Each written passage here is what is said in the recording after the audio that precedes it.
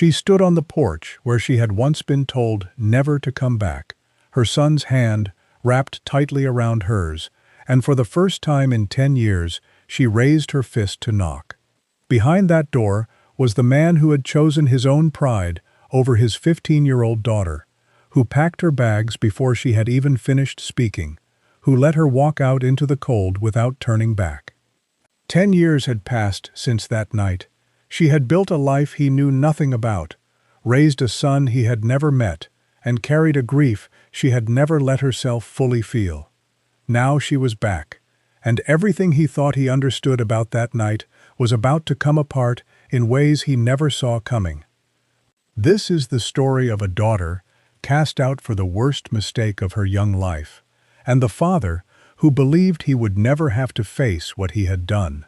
It is the story of a family split apart in a single evening, and the 10 years that followed in near total silence. Marlowe Ashworth was 15 years old when her world changed forever, and 25 when she finally found the courage to knock on a door she had once sworn she would never approach again. What waited for her inside that house was not the reunion anyone expected, not even Marlowe herself. Before the day was over, one family would be forced to answer for the years they had lost. Standing beside her on that porch was a 10-year-old boy with her same steady gaze, waiting patiently for a door to open. He did not know the history behind the house in front of him, or the reason his mother's hand trembled slightly as she lifted it toward the door one final time. What he did not know, and what the man behind that door had no way of guessing, was that the boy standing on the porch that afternoon was about to change everything.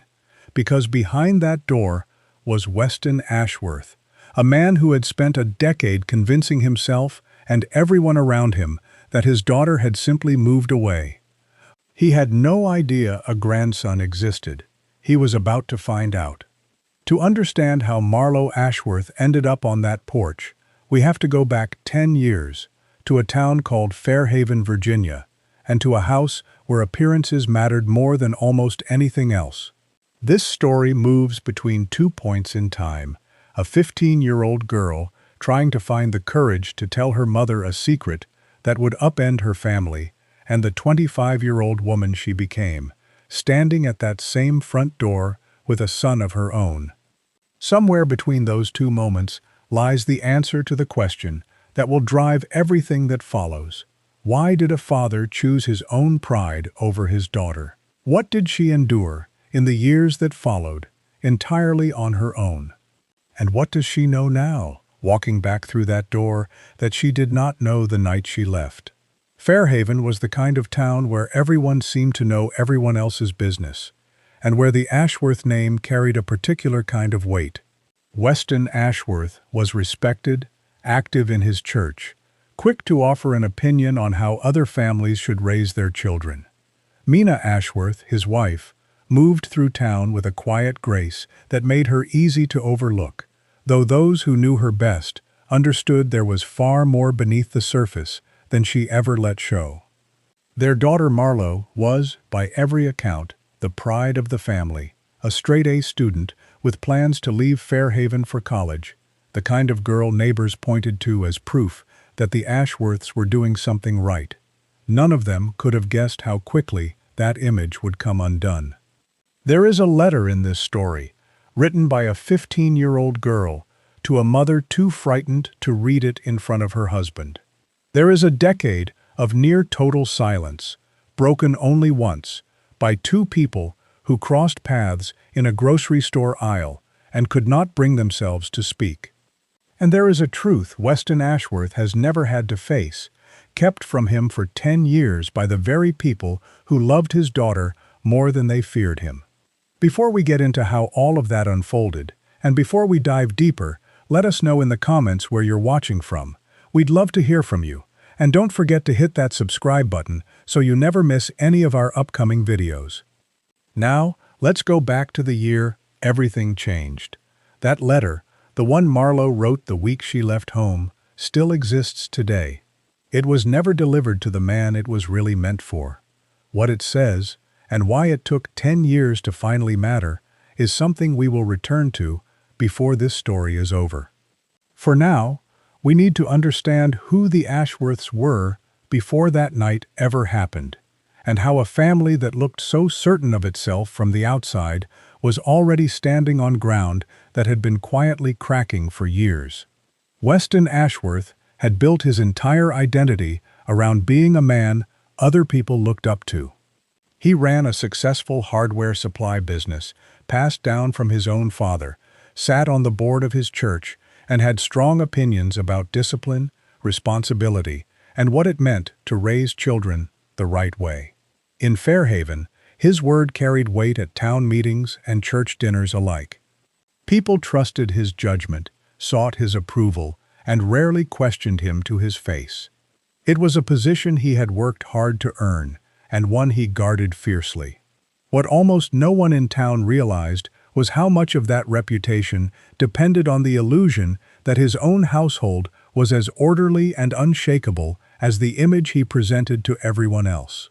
Mina Ashworth had grown up very differently from her husband, born to Korean immigrant parents who had settled in Virginia decades earlier. She carried herself with a careful, practiced calm that had been shaped by years of trying to keep peace in her own childhood home. When she married Weston, she brought that same instinct into her new family, learning quickly which topics could be raised and which were better left alone. Her sister, Yuna An, often worried that Mina had folded too much of herself away to keep the household running smoothly. Mina would only ever say that she loved her husband, and that love sometimes meant choosing which battles were worth having. It was a belief that would be tested in ways she never anticipated. Marlowe grew up believing her family was, if not perfect, at least stable. She was bright and curious, the kind of student teachers remembered years later, with dreams of leaving Fairhaven for a university somewhere far enough away to feel like a fresh start.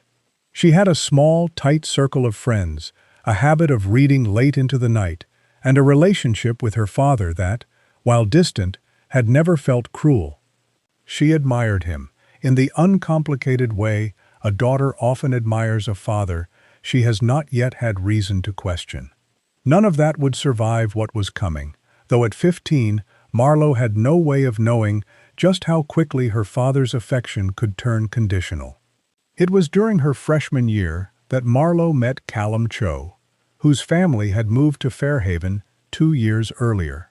Callum was quiet, steady, and endlessly patient, the kind of boy who noticed small things, like the way Marlowe chewed the end of her pencil when she was nervous about a test. Their relationship began the way most teenage relationships do, built on shared classes, long phone calls, and the kind of certainty that only exists before real consequences enter the picture. Neither of them was thinking about the future in any serious way. They were 15, and for a while, that was enough. What neither of them could have predicted was how quickly that innocence would be tested, and how unevenly the consequences would fall between them. The clearest warning sign of what Weston was capable of came nearly a year before Marlowe ever discovered she was pregnant.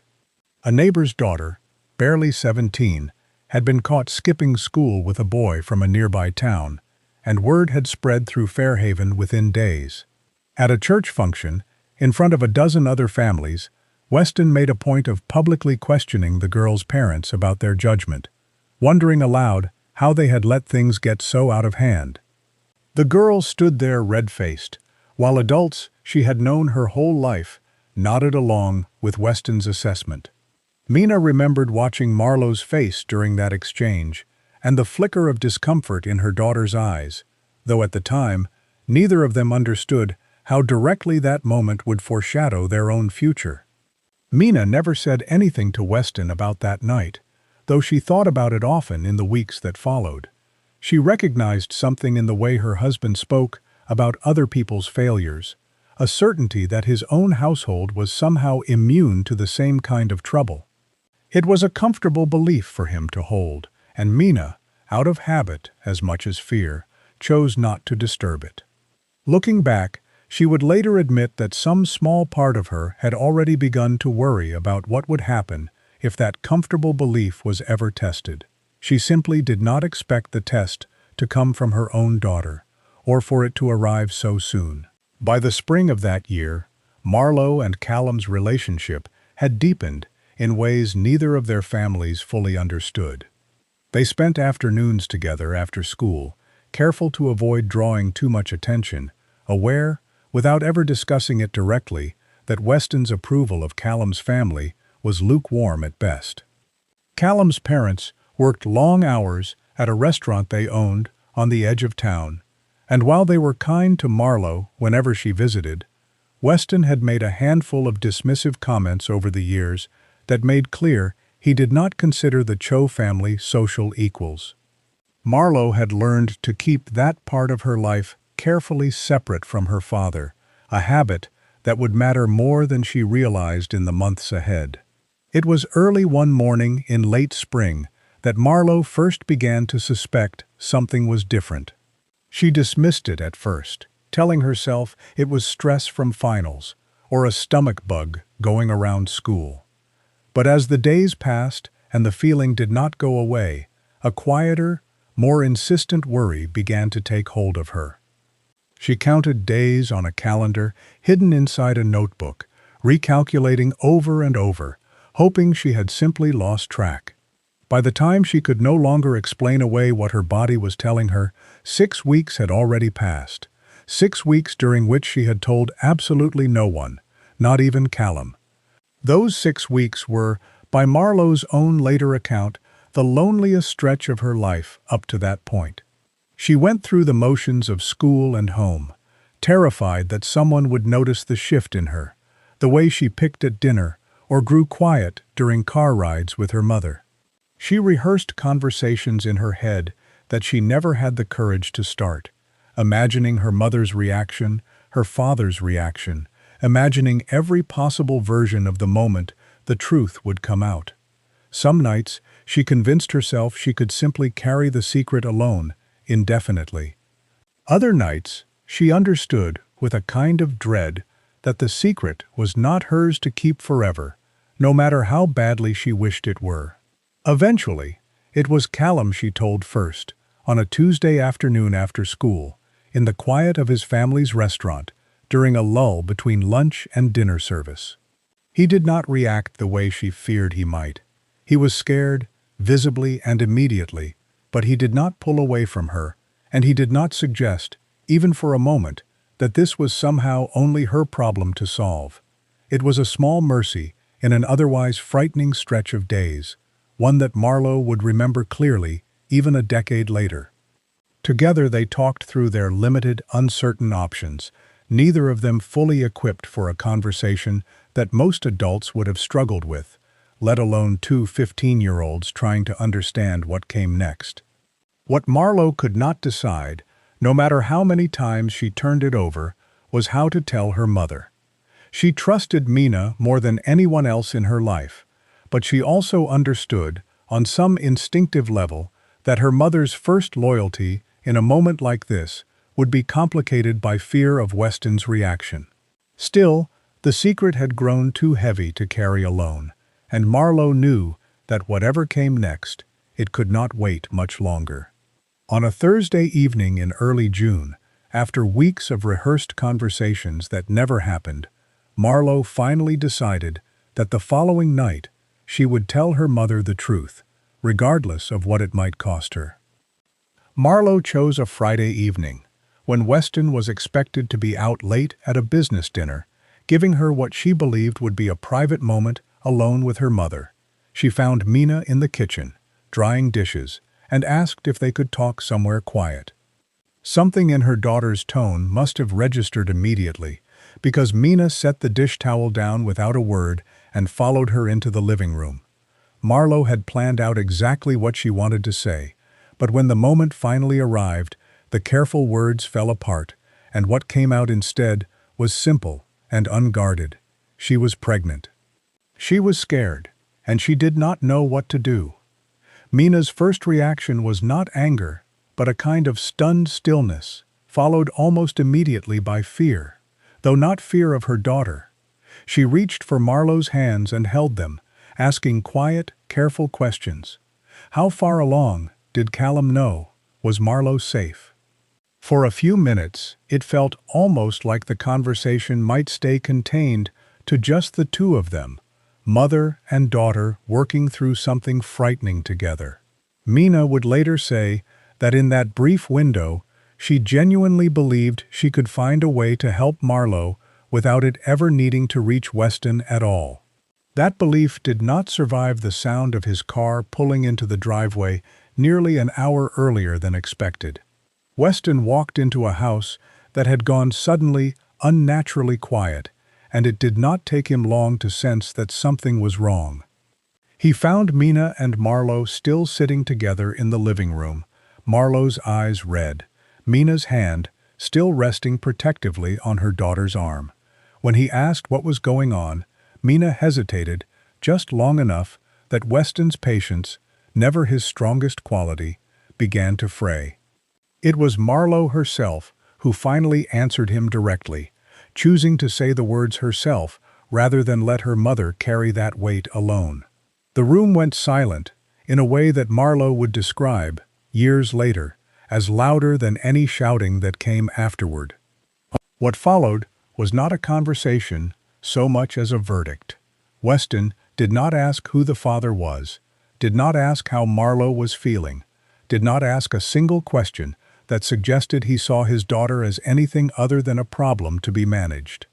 He spoke instead about the family's reputation, about what people at church would say, about the years he had spent building the Ashworth name into something respected in this town.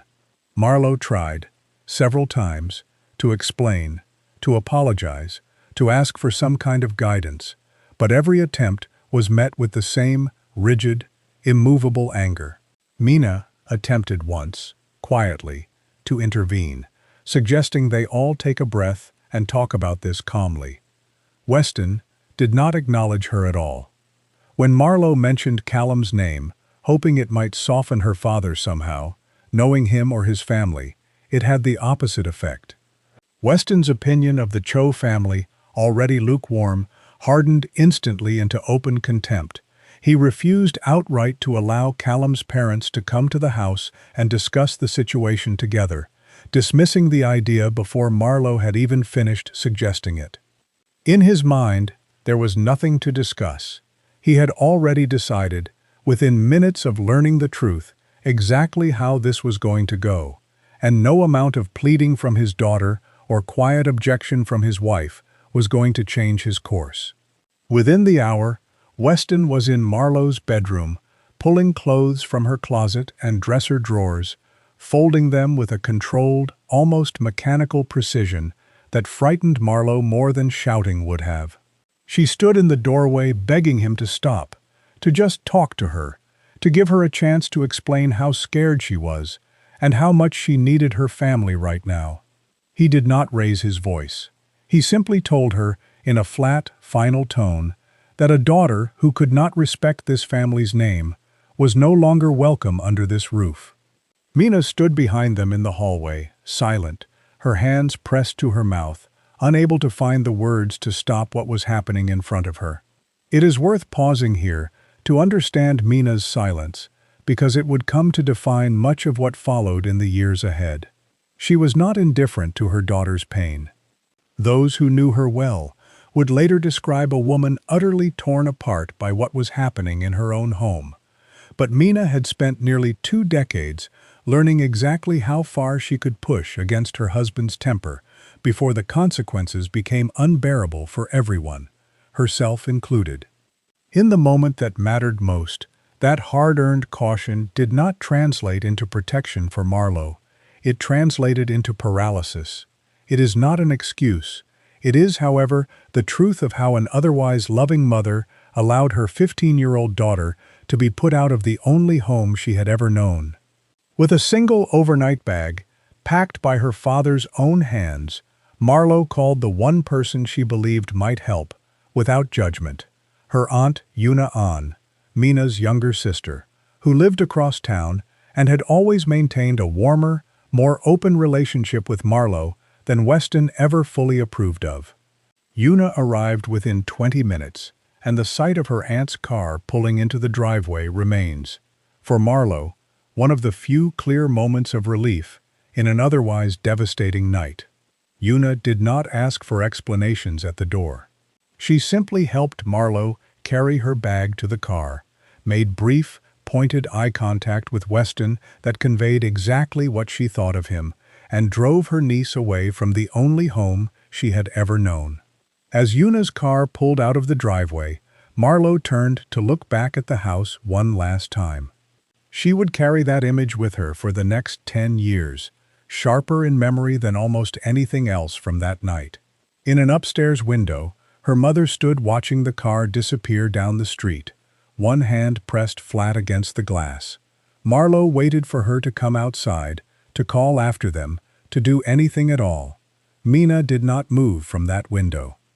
She stood there, silent and still, until the car turned the corner and Marlowe could no longer see the house at all. It would be many years before mother and daughter spoke again in person. Una Ann's small rental house on the edge of Fairhaven became Marlowe's home for the remainder of her pregnancy and for years afterward. Una asked for nothing in return beyond honesty and effort, and Marlowe gave her both. Within the first month, they had worked out a plan together, one that involved finishing high school through a correspondence program rather than risking the stares and whispered questions of returning to her old classroom visibly pregnant. It was not the path Marlowe had imagined for herself at 15, but it was, for the first time since that terrible Friday night, a path she felt she had some control over. Una made it clear, again and again, that she was not a temporary solution. She intended to see Marlowe through this, however long it took. Roan was born the following winter, a healthy baby boy with dark hair, and even in those first weeks, an unmistakable steadiness in his gaze that reminded Una instantly of Marlowe herself at that age. Callum was present for the birth, having stayed as involved as his own family's circumstances and his young age allowed, though the pressures on him were different and, in some ways, considerably lighter than what Marlowe faced. His parents, while not entirely comfortable with the situation, never asked him to choose between his family and his responsibility to his son. It was a small but significant difference between the two households, one that Marlowe noticed and, in quieter moments, resented, though she never let that resentment touch how she treated Callum directly. The years that followed were defined by a kind of exhausting, unglamorous persistence.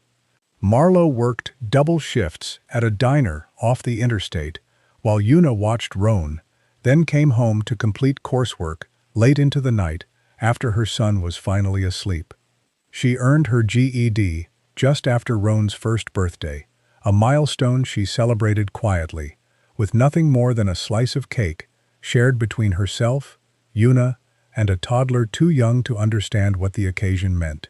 From there, she enrolled in night classes at a community college nearly 40 minutes away, working steadily toward a nursing degree, a goal that had replaced her earlier dreams of a 4-year university, but felt, in its own way, just as meaningful. Small victories accumulated slowly across those years, each one hard-won in a way that made it feel more significant than it might have otherwise. Roan's first steps, taken across Una's living room floor while Marlowe cheered from the couch, exhausted after a double shift.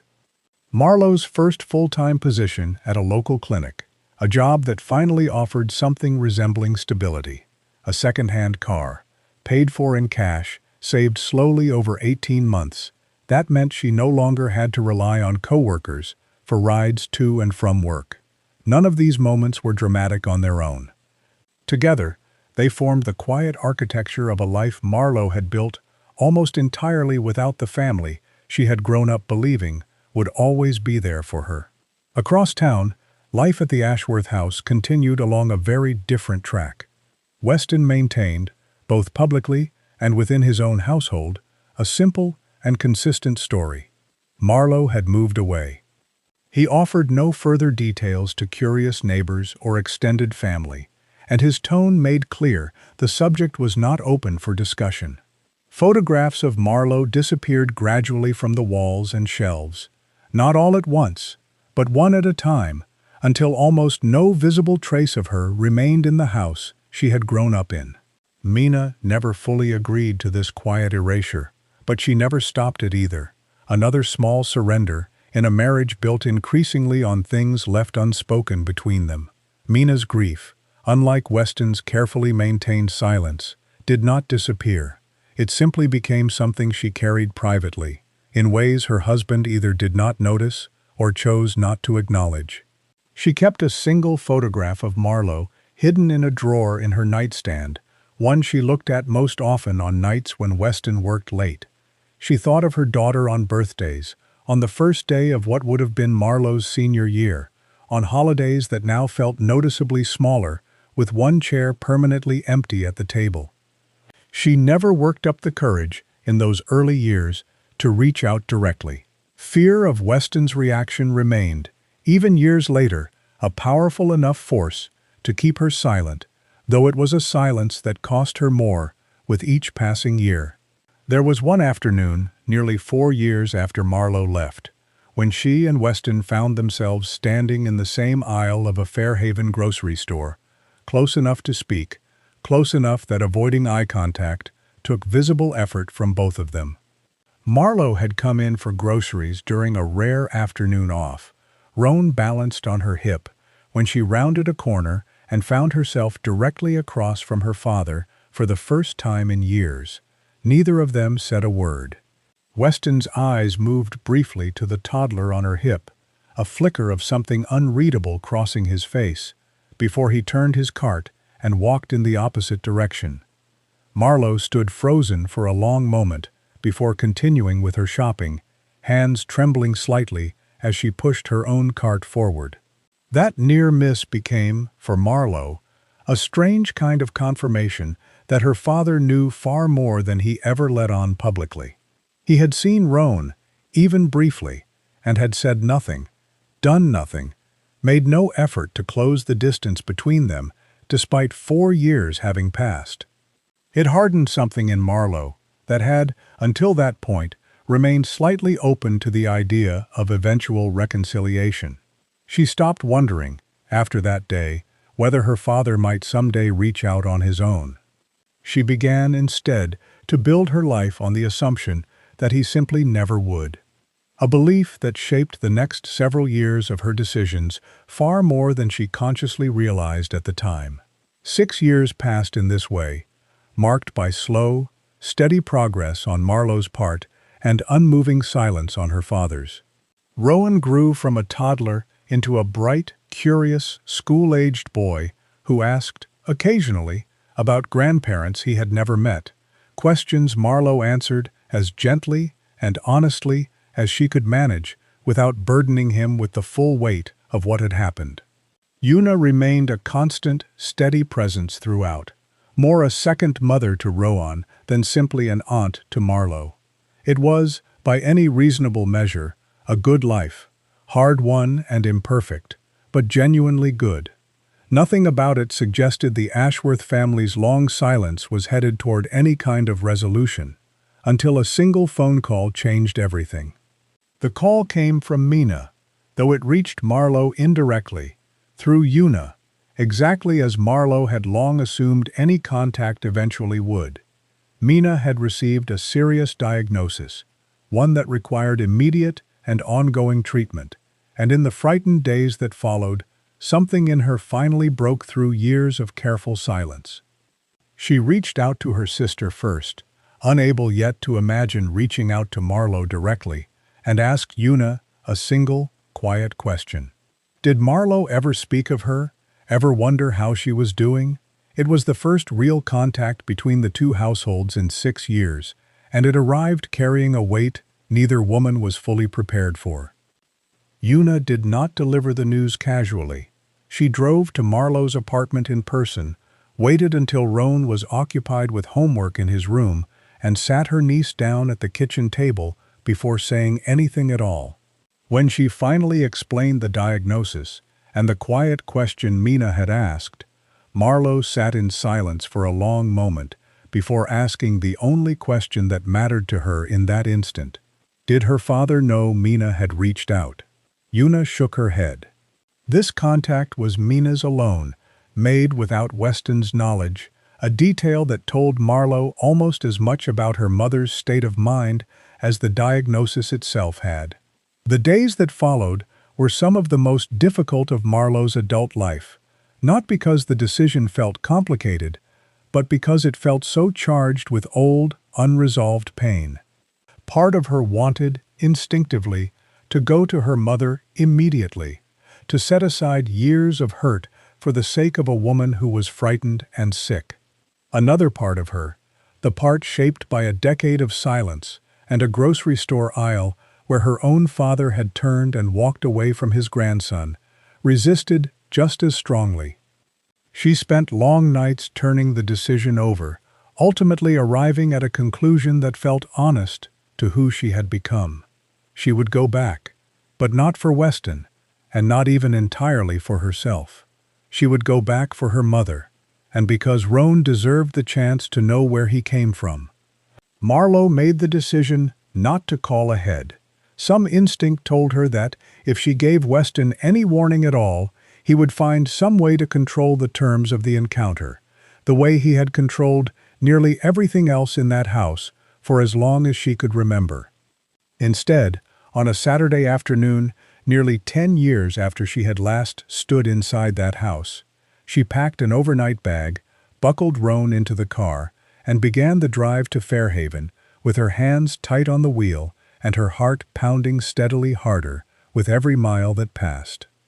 Roan, sensing his mother's tension despite her efforts to hide it, asked quietly from the back seat where exactly they were going and why she seemed so nervous. Marlowe answered as honestly as she could manage, explaining that they were going to see her mother, Roan's grandmother, who was sick, and that it had been a very long time since Marlowe had been back to this particular town. She did not go into the full history in that car ride, deciding some things were better explained later, in pieces, once Roan was old enough to fully understand. The drive itself was quiet after that, the kind of silence filled with memory rather than emptiness. Marlowe passed the high school she never returned to after that spring, the church where her father had once publicly humiliated a neighbor's daughter, streets that looked almost unchanged despite the 10 years that separated her from the girl who had once walked them every day. When the car finally turned onto the street where she had grown up, Marlowe felt something tighten sharply in her chest, a physical reaction to a house she had spent a decade trying not to think about too closely. She parked at the curb rather than in the driveway, some small act of self-protection that let her feel less exposed. She sat there for several minutes, gathering herself, before finally stepping out of the car and helping Roan out of his booster seat. Together, they walked up the same front path Marlowe had once been driven away from in tears, arriving finally at the same door where, 10 years earlier, her father had told her she was no longer welcome in this house. This is the exact moment where our story began. Marlowe, standing on that porch, with Roan's hand in hers, raising her fist to knock on a door she had once sworn she would never approach again. What she could not have anticipated, no matter how many times she had imagined this moment during the drive over, was who would actually answer that door. Given everything she knew about her father's schedule and habits, she had braced herself for the possibility of facing Weston directly, or perhaps her mother, weakened by illness but still recognizably herself. She had not, in any version of this moment she had rehearsed, prepared herself for the door opening to reveal Callum standing there instead. For a long moment, neither of them said anything at all. Callum looked older, of course, 10 years having passed since they had last stood this close to one another, but unmistakably himself, the same steady quality in his expression that Marlowe had recognized in their son 1,000 times over the years. Behind him, the house was quiet, and Marlowe found herself struggling to understand why exactly Callum, of all people, was the one opening this particular door. Rowan looked up at his mother, then at the stranger in front of them, sensing without fully understanding that something significant was happening. Callum finally broke the silence, his voice carrying a mixture of surprise and something gentler underneath it. He said her name, quietly, like he had been waiting a long time to have the chance to say it again. Callum explained, once he had invited Marlowe and Rowan inside and settled them at the kitchen table, that he had been coming by regularly over the past several months, ever since Mina's diagnosis, to help with small tasks around the house that had become difficult for her to manage alone.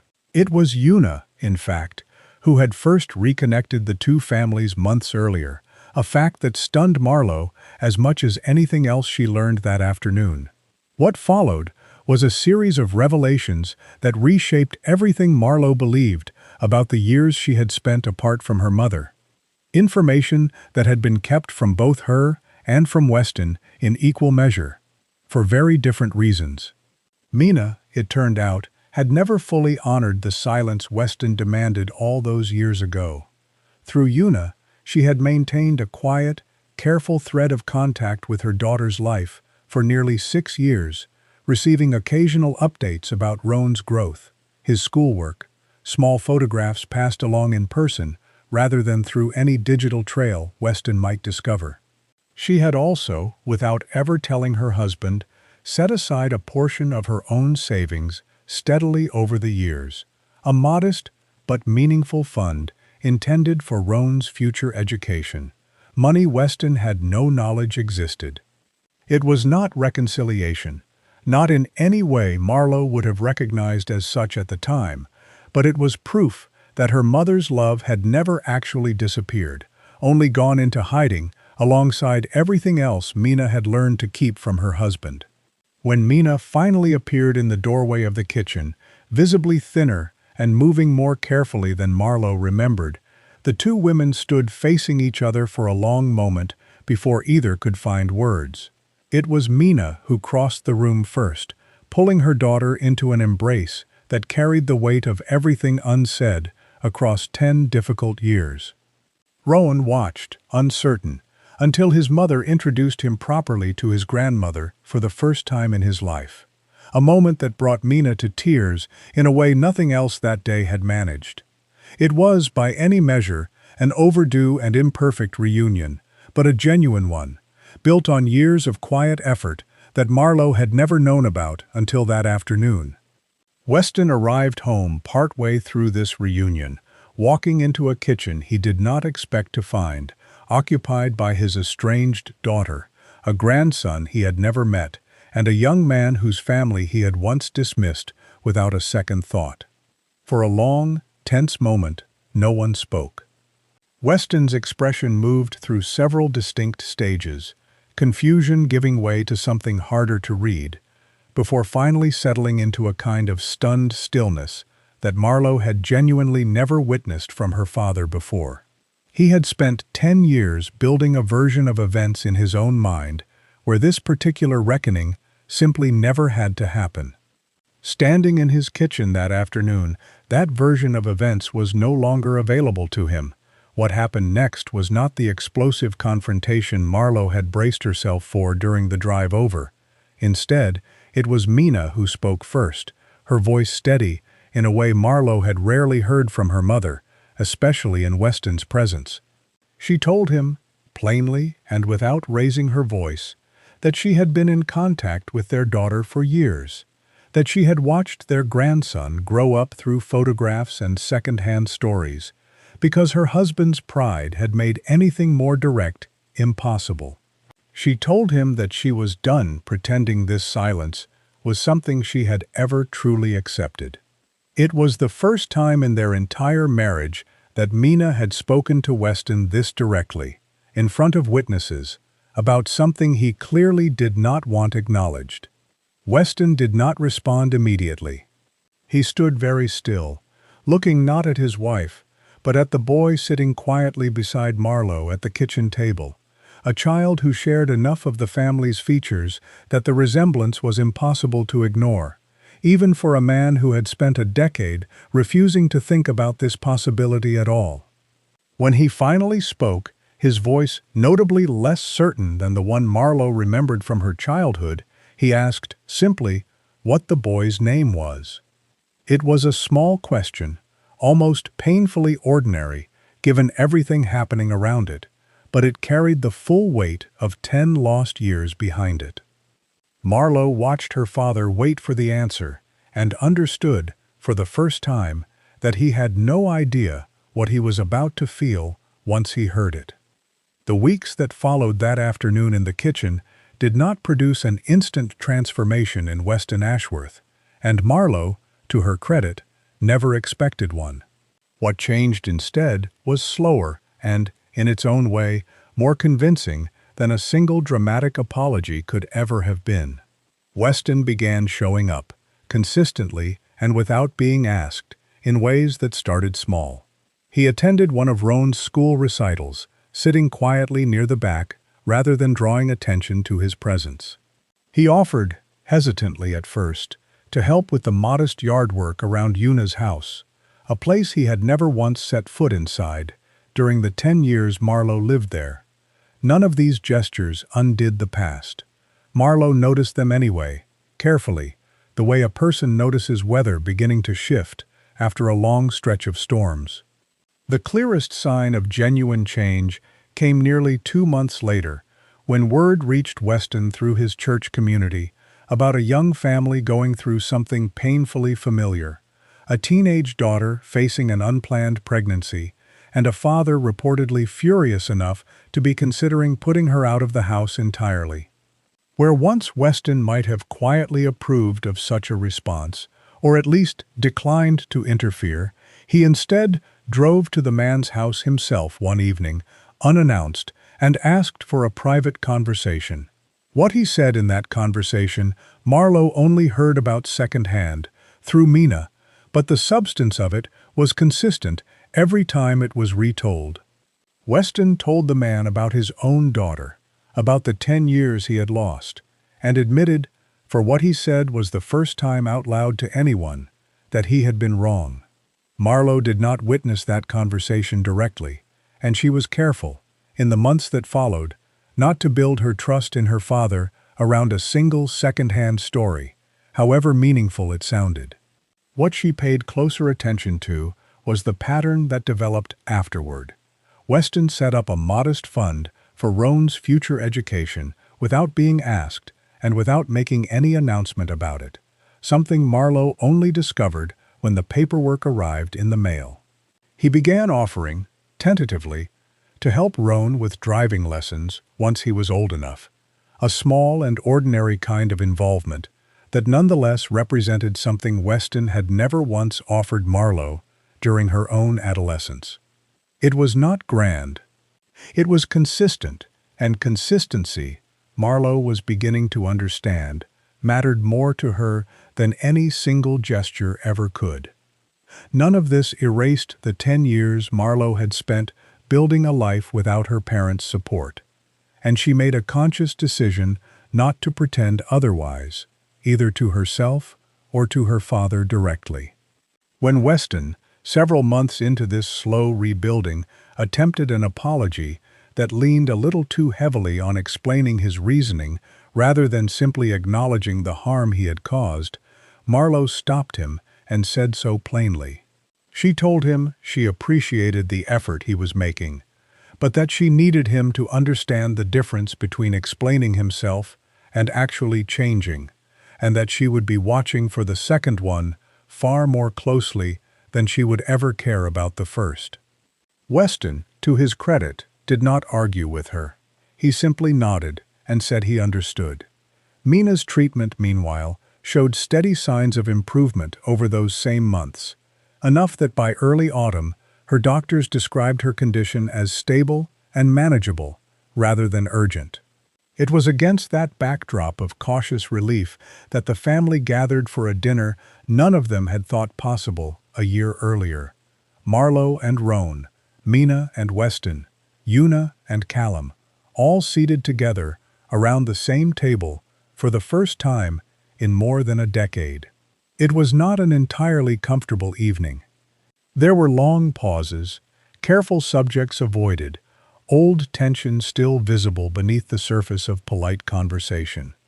But partway through the meal, Weston stood, glass in hand, and asked for a moment to speak, something he had clearly prepared and clearly found difficult to say out loud. Weston did not attempt, in that toast, to summarize or resolve everything that had happened between his family in a single tidy speech, and Marlowe would later say that restraint was itself part of what made the moment feel genuine rather than performed. He spoke instead about specific things, the years he had missed, the birthdays and ordinary Tuesdays he could never get back, the fact that he was only now, at his age, learning what it meant to actually show up for the people he loved, rather than simply expecting them to meet his standards. He did not ask for forgiveness directly. He said only that he intended to keep earning whatever trust his daughter and grandson were willing to extend to him, for as long as it took, however long that turned out to be. Marlowe did not offer a grand response of her own that evening, and she never fully erased the distance those 10 years had created, choosing instead to let the relationship rebuild itself gradually, on her own terms rather than anyone else's timeline. She remained, above everything else, protective of Roan, careful about how quickly she allowed her father's involvement in her son's life to deepen, watching consistently for follow-through rather than accepting words alone. It was not the sweeping, cinematic reconciliation some might have expected walking into this story. It was something quieter and, in its own way, more honest, a family slowly relearning how to exist together after a decade spent apart, built one small, deliberate action at a time rather than a single moment of forgiveness. What this story ultimately asks is not whether Weston deserved a second chance, but what it actually takes for change to become believable after so much damage has already been done. Words alone had never been enough to undo 10 years of silence, and Marlowe understood that better than anyone at that table. It was action, repeated consistently over time, that had slowly begun closing the distance between who her father used to be and who he was trying, imperfectly, to become. Whether that distance ever fully closes remains an open question, one Marlowe herself would likely say she cannot answer with certainty, even now. So we leave this story with a question for you. Can a parent's actions ever fully make up for the years their pride cost their own family? And if you were in Marlowe's position, what would you have needed to see before you were willing to let someone back into your life? Let us know your thoughts in the comments below. We genuinely want to hear how this story landed with you. And if this kind of real, emotional storytelling is something you value, consider subscribing so you never miss the next one, because there are many more stories like this one still to come. Thanks for watching.